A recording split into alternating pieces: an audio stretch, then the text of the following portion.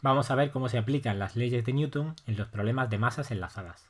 El primer problema que vamos a ver es el de una masa que tiene atada una cuerda y tiramos de ella. Aquí tenemos la masa y hay una cuerda que está enganchada a la masa. ¿Qué fuerzas actúan sobre la masa?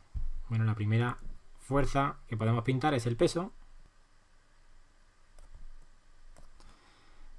El peso se calcula multiplicando la masa por el valor de la intensidad del campo gravitatorio en ese punto de la superficie terrestre. Vamos a suponer, por ejemplo, que la masa es de 5 kilogramos. Vamos a suponer que la intensidad del campo gravitatorio terrestre es 10. Vamos a hacer la cuenta más fácil con 10 en vez de con 9,8. 10 metros por segundo cuadrado. Eso me da lugar a 50 kilogramos por metro por segundo cuadrado, que son 50 newtons. Vale, ¿es el peso la única fuerza que actúa? Si fuese así, entonces el objeto aceleraría, como tiene una velocidad inicial nula, pues realizaría un movimiento rectilíneo uniformemente acelerado hacia abajo con una aceleración de 50 newtons entre 5 de 10 metros por segundo cuadrado. Pero el peso no es la única fuerza que actúa, porque la masa está sostenida por una cuerda. Vamos a suponer que aquí hay una mano que está sosteniendo a la masa. Entonces esa mano lo que está haciendo es tirar de la masa hacia arriba.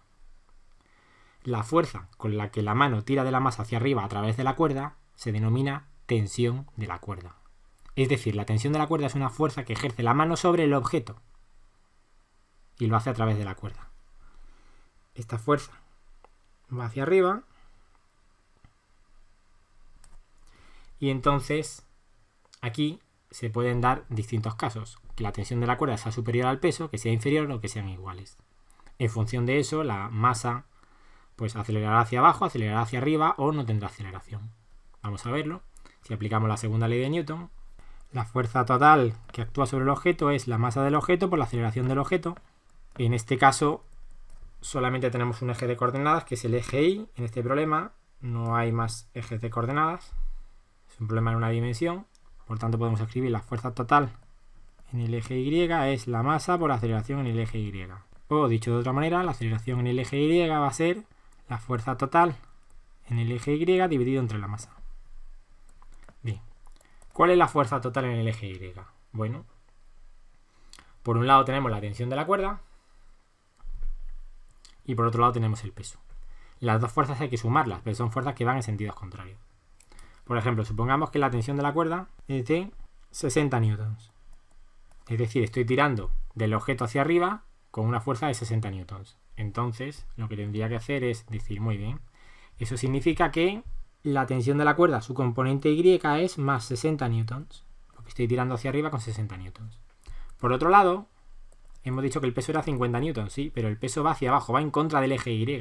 Por tanto, la componente del peso en el eje Y no es 50 newtons. Es menos 50 newtons. Porque va hacia abajo.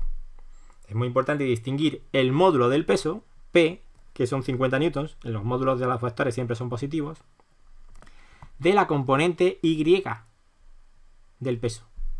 Las componentes de los vectores pueden ser positivas o negativas. En este caso es negativo. Lo que hay que poner en la segunda ley de Newton, lo que hay que sumar son las componentes de los vectores. Por tanto, entran con signo. Es decir, tengo que la fuerza total en el eje Y es TY más PY, la componente Y de la tensión más la componente Y del peso.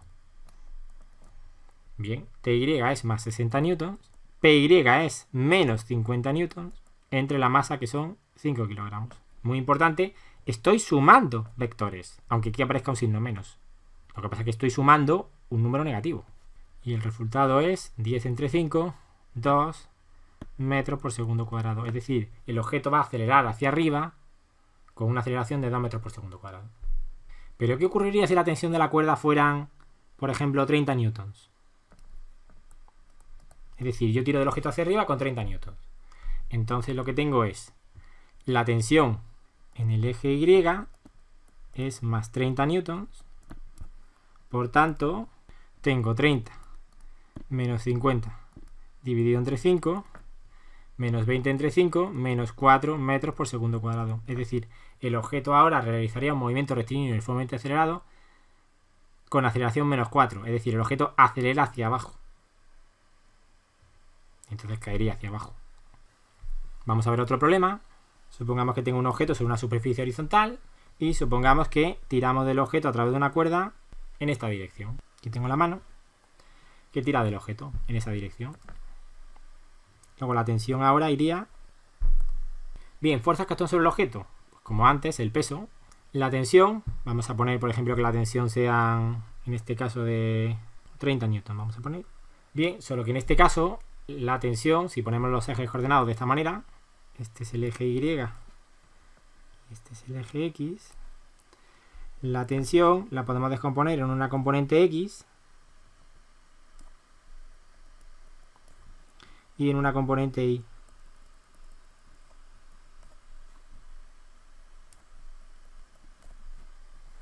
Vamos a calcularlas. Tx va a ser, vamos a suponer que este ángulo θ es 30 grados. Tx va a ser t por el coseno de 30 grados. Esto sale 26 newtons. Ty es t por el seno de 30 grados. Son 15 newtons. Y ahora nos damos cuenta de lo siguiente. ¿Hay más fuerzas que actúan? Bueno, si no hubiese más fuerzas, entonces el objeto penetraría dentro del suelo. Porque el peso son 50 newtons y Ty son 15 newtons. Por tanto, hay una fuerza total en el eje Y que es negativa, que va hacia abajo, en sentido hacia abajo, y esa fuerza pues hace que el objeto penetre dentro del suelo. Como el suelo se resiste a ser penetrado, entonces el suelo ejerce sobre el objeto una fuerza que es la normal, que es perpendicular a la superficie del suelo y que tiene que ir hacia arriba para evitar que el suelo sea penetrado. ¿Cuánto vale la normal? Lo suficiente para que el suelo no sea penetrado. Es decir, en el eje Y, la aceleración en el eje Y tiene que ser 0. Eso significa, por la segunda ley de Newton, que la fuerza total en el eje Y tiene que ser 0, ¿vale? Pero ¿cuál es la fuerza total en el eje Y? Bueno, en el eje Y tengo el peso en el eje Y, más la tensión en el eje Y, más la normal en el eje Y, y tienen que sumar 0. ¿Cuánto es el peso en el eje Y? Menos 50 newtons. Es importante, el módulo del peso es 50 newtons, pero P en el eje Y es menos 50 newtons. Más la tensión en el eje Y, la he calculado, son 15 newtons, más la normal en el eje Y, y eso tiene que sumar 0, y eso me dice que la normal en el eje Y tiene que valer 35 newtons. El módulo siempre se pone positivo, 35 newtons. Muy bien, ya sabemos lo que pasa en el eje Y, no hay aceleración, el objeto ni despega ni se hunde. Bien, ¿qué pasa en el eje X? Bueno, en el eje X tengo una fuerza total que es Tx. A lo mejor también tengo rozamiento. Si tuviese rozamiento, el rozamiento se va a poner al movimiento. Si el objeto inicialmente está quieto, va a empezar a acelerar hacia acá, por culpa de Tx. Luego el rozamiento se opone a esa aceleración. La fuerza de rozamiento va a venir hacia acá. ¿Cuánto vale la fuerza de rozamiento? Bueno, la fuerza de rozamiento máxima es mu por la normal. Vamos a suponer que mu es 0,1. La normal son 35. Luego es 3,5 newtons. Bien. ¿Qué pasa entonces en el eje X? La fuerza total en el eje X es la masa por la aceleración en el eje X, segunda ley de Newton. La aceleración en el eje X es la fuerza total en el eje X partido por la masa. Es decir, ¿qué fuerza es en el eje X? Tx más la fuerza de rozamiento en el eje X partido por la masa. Tx hemos dicho que vale 26. La fuerza de rozamiento vale 3,5, pero como se pone el eje X, la fuerza de rozamiento en el eje X es menos 3,5. Dividido entre la masa, que es 5, pues eso me da una aceleración de 4,5 metros por segundo cuadrado. Es decir, el objeto aceleraría hacia acá con 4,5 metros por segundo cuadrado. Se puede observar que en este caso no nos hemos equivocado. La fuerza de rozamiento es la fuerza de rozamiento máxima. No tenemos ningún resultado absurdo. Si nos hubiese salido la aceleración negativa, significaría que aceleraría en este sentido. Eso es imposible, porque tirando del objeto hacia acá no vamos a conseguir acelerar hacia acá. Y eso lo que significaría es que nos hemos pasado, hemos puesto más fuerza de rozamiento de la que tendríamos que haber puesto. Pero en este caso no se ha dado esa situación. fuerza de rozamiento es la máxima, está intentando oponerse al movimiento, no lo consigue del todo, hace que el objeto acelere menos de lo que tiene que acelerar, pero el objeto sigue acelerando hacia la derecha. Vamos con otro problema, masa atada a una cuerda que realiza un movimiento circular. Tenemos aquí la masa, está atada a la cuerda, aquí hay una mano que sostiene la cuerda, y la masa lo que hace es este movimiento circular. Entonces vamos a analizar lo que ocurre arriba y abajo. ¿Qué pasa arriba? Cuando está arriba. Bueno, pues tengo aquí la masa. ¿Qué fuerzas actúan sobre la masa? El peso. ¿Qué más fuerzas actúan sobre la masa? La tensión de la cuerda, que es la fuerza con la que la mano tira de la cuerda. Vamos a aplicar la segunda ley de Newton y entonces me di cuenta de lo siguiente. Como el peso va hacia abajo y la tensión de la cuerda va hacia abajo, entonces esta masa debería acelerar hacia abajo. Debería hacer un movimiento rectilíneo uniformemente acelerado hacia abajo. Pero no lo hace, porque resulta que esta masa tiene una velocidad que va hacia acá. Como la masa tiene una velocidad y las fuerzas que actúan sobre ella son perpendiculares a la velocidad, entonces la suma de estas fuerzas es una fuerza centrípeta, actúa como centrípeta. Es decir, aquí lo que tengo es una fuerza que actúa como centrípeta, que es simplemente la suma de la tensión más el peso. Por otro lado, yo sé que la fuerza centrípeta es la masa por la velocidad al cuadrado partido por el radio de giro, donde R es el radio de la circunferencia. Igualando estas ecuaciones, pues tengo la ecuación T más P es igual a mv cuadrado partido por R. Es decir, tengo dos fuerzas que son perpendiculares a la velocidad, la suma de ambas actúa como fuerza centrípeta. Provoca que el objeto gire. En vez de hacer un recto, en vez de ir recto, pues el objeto no va recto. El objeto lo que hace es seguir una trayectoria circular. ¿Pero qué pasa abajo? Cuando la masa está aquí abajo, entonces el peso sigue actuando sobre ella. Y es el mismo peso que antes, pesa lo mismo que antes. Pero la tensión ahora va hacia arriba. Y además esa tensión ahora tiene que superar al peso. La tensión abajo, vamos a llamarle T', es distinta a la tensión que había arriba. ¿Por qué? Porque ahora si nos fijamos, la tensión tiene que superar al peso. Si la tensión no superase al peso, si fuesen iguales, el objeto, como tiene una velocidad hacia acá, pues el objeto, si la tensión y el peso fuesen iguales, iría recto. Porque sobre un objeto sobre el que no actúan fuerzas, pues ese objeto va en línea recta a velocidad constante. Como yo sé que el objeto lo que hace es esta trayectoria, gira. Para que gire, tiene que haber una fuerza que actúa sobre centrípeta hacia arriba. Y esa fuerza es la tensión menos el peso. Es decir, la tensión debe superar al peso para hacer que el objeto gire hacia arriba. Por tanto, la tensión, si le quito el peso, aún así tiene que salir un número positivo. Y eso es lo que hace de fuerza centrípeta. Como la fuerza centrípeta es la masa por la velocidad al cuadrado partido por el radio, entonces ya sé que T' menos P es igual a mv cuadrado partido por R. Y tengo una ecuación, que es la ecuación de lo que ocurre abajo. Se parece mucho a la ecuación de lo que ocurre arriba, solo que arriba tensión y peso se suman. Ambos colaboran a que el objeto gire. Aquí no, aquí la tensión hace que el objeto gire, pero el peso se opone a ese giro. Entonces la única forma de conseguir aquí un giro es que la tensión sea mucho más grande de lo que era antes. La tensión aquí es una tensión pequeñita porque prácticamente no hace falta tensión. El mismo peso ya ayuda a girar, aunque a lo mejor hay que ayudarle un poquito, con un poco de tensión. Pero sin embargo aquí no. Aquí la tensión tiene que superar al peso, tiene que ser bastante más grande de lo que era antes para poder hacer que gire. Vamos ahora con otro problema, la polea. La polea es un rodillo que gira y sobre ese rodillo hay enrollada una cuerda. Y de la cuerda cuelgan dos masas. Una masa MA y una masa MB.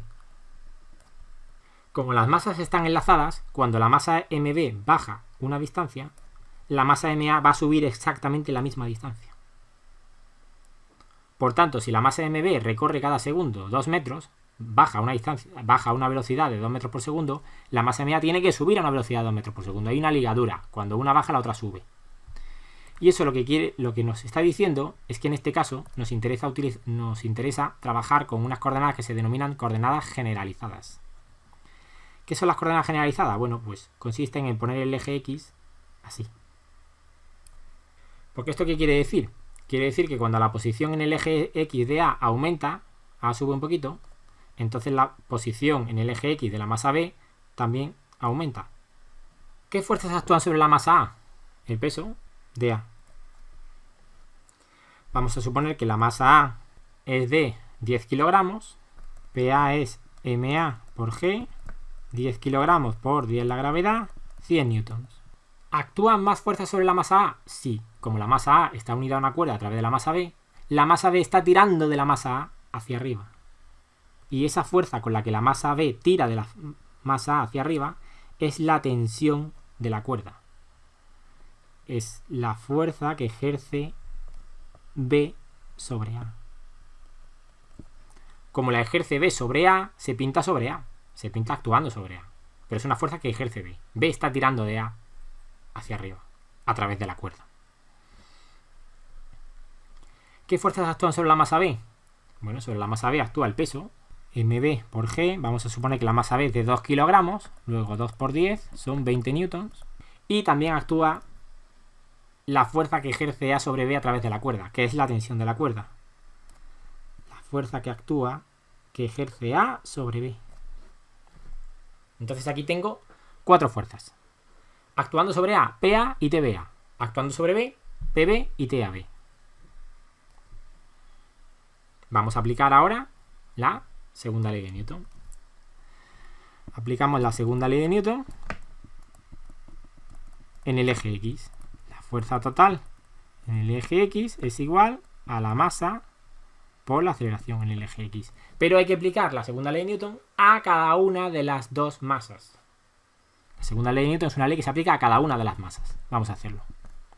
Para la masa, pues tengo, ¿cuánto es la fuerza total en el eje X? Bueno, pues para la masa, la fuerza total en el eje X es el peso de A en el eje X más la tensión, la fuerza que ejerce B sobre A en el eje X. Y eso es igual a M a X. Vamos a escribirlo. La componente X del peso es menos el módulo del peso, menos PA. ¿Por qué? Porque el peso va en contra del eje X. Es decir, sería menos 100. Más la fuerza que ejerce B sobre A. Vemos que va hacia arriba, sería positiva, ¿vale? Es decir, la componente X de TBA coincide con el módulo de TBA. Es igual a la masa de A. La masa de A. La masa de A es 10 por la aceleración en el eje X de A. Lo que ocurre es que como A y B están atados por una cuerda, la aceleración que tenga A es la misma que va a tener B. Entonces aquí no hay que poner aceleración de A, porque es la misma. Son masas enlazadas. Bien, ¿qué pasa para B? Pues tengo PBX más TABX es igual a la masa de B por la aceleración. La segunda ley de Newton aplicada sobre B. Es decir, ¿qué es lo que tengo? ¿Cuánto es la componente X del peso de PB? Pues coincide con el módulo, con PB, con 20 newtons. Es positiva porque va a favor. PB va a favor de X. Pero aquí vemos que la tensión va en contra. Luego la componente X es menos su módulo. Es igual a MB, que son 2, por la aceleración en el eje X. Y entonces aquí, ahora observo que tengo dos ecuaciones. Esta y esta. Tengo un sistema de dos ecuaciones. Vamos a escribirlo aquí abajo. Tengo un sistema de dos ecuaciones. Menos 100 más TBA es igual a 10AX y 20 menos TBA menos TAB, perdón, es igual a 2AX. Tengo un sistema de dos ecuaciones y tres incógnitas. AX, TBA y TAB. Dos ecuaciones y tres incógnitas. ¿Qué hago? ¿Lloro? No. Aplico ahora la tercera ley de Newton. La ley de acción y reacción. ¿Qué me dice la tercera ley de Newton? Lo que me dice es que la fuerza que ejerce A sobre B en el eje X tiene que ser igual a la fuerza que ejerce B sobre A en el eje X, pero en sentido contrario. Como TAB en el eje X coincide con TAB pero cambiada de signo, coincide con el módulo pero cambiada de signo, mientras que TBA en el eje X coincide con el módulo sin cambiar el signo, lo que tengo es que TAB es igual a TBA. Es decir, en módulo la fuerza que ejerce B sobre A es la misma que la fuerza que ejerce A sobre B por la tercera ley de Newton, la ley de acción y reacción. ¿Eso qué quiere decir? Quiere decir que TBA y TAB en el fondo valen lo mismo. Por tanto, no necesito utilizar letras distintas. Puedo escribir T y T. A TAB y a TBA le voy a llamar T. Es la tensión de la cuerda. Es decir, la tensión de la cuerda es la fuerza que ejerce A sobre B, que coincide en módulo con la fuerza que ejerce B sobre A, con lo cual no necesito poner subíndices. Y ahora sí que me di cuenta que tengo un sistema de dos ecuaciones con dos incógnitas, y lo único que tengo que hacer es resolverlo. ¿Cómo resuelvo este sistema de ecuaciones? Se puede hacer de muchas maneras, pero lo más sencillo es sumar las dos ecuaciones. Si yo sumo las dos ecuaciones, me encuentro con lo siguiente. Al sumarlas, como tengo aquí más t y menos t, se van. Y entonces lo que tengo es 20 menos 100 es igual a 10 más 2 a x. Un momento. Pero es que esta ecuación tiene un significado físico. 20, ¿qué era? Era p de x. Menos 100, ¿qué era? P a x. 10 era la masa de A. 2 era la masa de B. Por AX. ¿Anda? Si nos fijamos, esta es la fuerza total que actúa en el eje X sobre el sistema. Esta es la masa del sistema y esta es la aceleración del sistema. Luego, en el fondo, esta ecuación no es más que la fuerza total que en el eje X sobre el sistema, formado por las dos masas, es igual a la masa del sistema por la aceleración en el eje X del sistema. Es decir, esto es la segunda ley de Newton aplicada al sistema formado por las dos masas. Un momento, pero es que la fuerza total que actúa sobre el sistema está Px, está Pb y está Pa, pero no están las tensiones. ¿Por qué no? Porque sobre el sistema las tensiones se anulan. Esta tensión, si le tengo que sumar esta, me da 0 por la tercera ley de Newton, porque son iguales y de sentido contrario. Es decir, sobre el sistema no actúan las fuerzas internas, solo las fuerzas externas. Las fuerzas internas se cancelan por la tercera ley de Newton. Solo hay que sumar, en la segunda ley de Newton para el sistema, las fuerzas externas que actúan sobre el sistema. Las internas se cancelan por la tercera ley de Newton. Vamos a verlo. Efectivamente, PA es la fuerza que ejerce el planeta Tierra sobre la masa. Es una fuerza externa. El planeta Tierra está fuera del sistema y tira de la masa hacia abajo. PB es la fuerza con la que el planeta Tierra tira de la masa B hacia abajo. También está fuera del sistema. También es una fuerza externa. PA y PB son fuerzas externas. Pero TBA y TAB se cancelan entre ellas cuando aplico la segunda ley de Newton al sistema, porque son fuerzas internas. TBA es la fuerza que ejerce B sobre A y TAB la fuerza que ejerce A sobre B. Son fuerzas que se ejercen entre ellas dentro del sistema. Por eso se cancelan cuando aplico la segunda ley de Newton al sistema. Pero no se cancelan cuando aplico la segunda ley de Newton a cada una de las masas. Cuando aplico la segunda ley de Newton a cada una de las masas, ahí sí tengo en cuenta todas las fuerzas, externas o internas. Solo cuando sumo las dos ecuaciones y obtengo la segunda ley de Newton para el sistema, es cuando veo que me puedo olvidar de las fuerzas internas. Y ya está, una vez ya que tengo esta ecuación, pues entonces ya simplemente despejar, menos 80 partido por 12 es igual a x, es decir, a x es menos 6,67 metros por segundo cuadrado. Es decir, el sistema va a acelerar, las dos masas van a acelerar con la misma aceleración, menos 6,67 metros por segundo cuadrado. ¿Pero qué significa este menos? El menos lo que significa es que el sistema va a acelerar en sentido contrario al eje X. Y esto era algo que ya sabíamos, la masa A pesa más que la masa B, y por tanto el sistema se va a mover en ese sentido. La aceleración nos ha salido negativa porque hemos puesto el eje X en este sentido. Si hubiésemos puesto el eje X en el sentido contrario, nos habría salido una aceleración positiva. Entonces es muy importante tener en cuenta cuál es el significado físico de este signo negativo que sale aquí.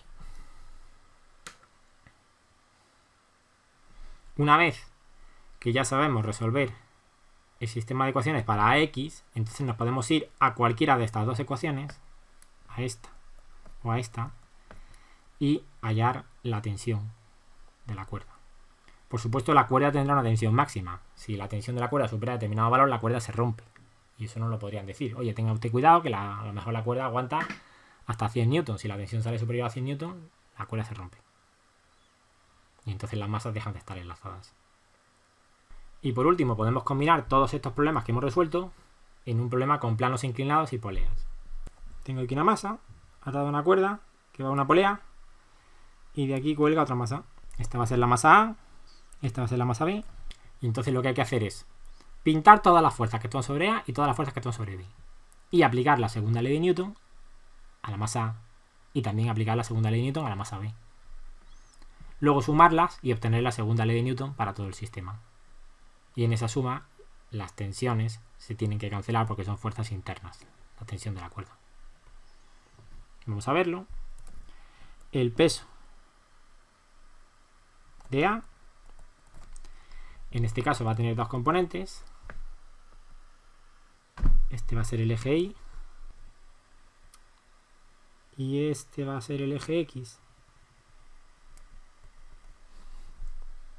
Este es PA en el eje Y, esto es PA en el eje X. La normal, para que no sea penetrado el suelo, pues tiene que valer lo mismo. La normal en el eje Y tiene que valer lo mismo que PA en el eje Y. Lo que pasa es que cambio de signo porque una es positiva y la otra es negativa. Y tengo la tensión de la cuerda, que es la fuerza que ejerce B sobre A. Aquí también tengo la tensión de la cuerda, que es la fuerza que ejerce A sobre B. Tiene que ser igual y de sentido contrario. Este es TBA en el eje X y este es TAB en el eje X, que va a ser TBA en el eje X pero cambiada de signo, porque por la tercera ley de Newton las dos tensiones van a ser iguales pero de sentido contrario. Y aquí tengo el peso de B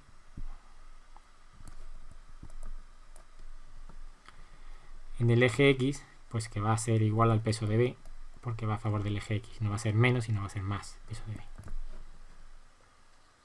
Y ahora se trata de aplicar la segunda ley de Newton a cada masa. Para la masa A, pues tengo que la fuerza total en el eje X va a ser igual a TBA en el eje X más PA en el eje X. Es decir, va a ser la tensión, que va a favor del eje X, menos PA en el eje X. Si lo ponemos positivo, hay que poner un menos delante porque va en contra del eje X. Y a lo mejor podría haber rozamiento. Podría ocurrir que hubiese una fuerza de rozamiento que va en el eje X. Entonces, en ese caso, habría que meter aquí también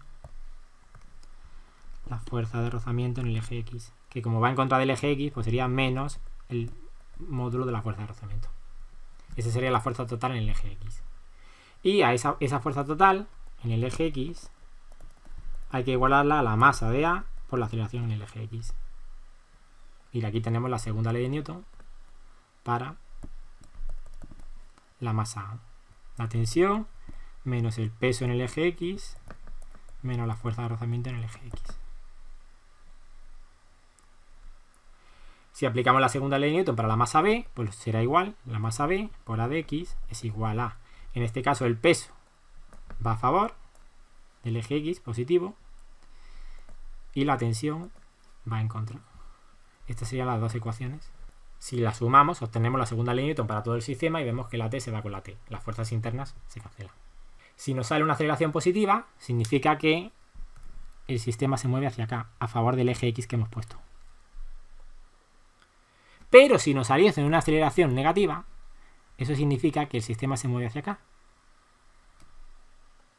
Y por tanto, habríamos puesto mal la fuerza de rozamiento, que la habríamos puesto a favor del movimiento, y eso estaría mal, con lo cual tendríamos que empezar el problema de nuevo. Significaría que nos hemos equivocado. La fuerza de rozamiento siempre se tiene que poner en movimiento. Supongamos que no ocurre eso, que lo que ocurre es que nos sale una aceleración positiva, entonces eso significa que se mueve hacia acá, la fuerza de rozamiento la hemos puesto en contra de ese movimiento, con lo cual lo hemos hecho bien y habríamos terminado el problema.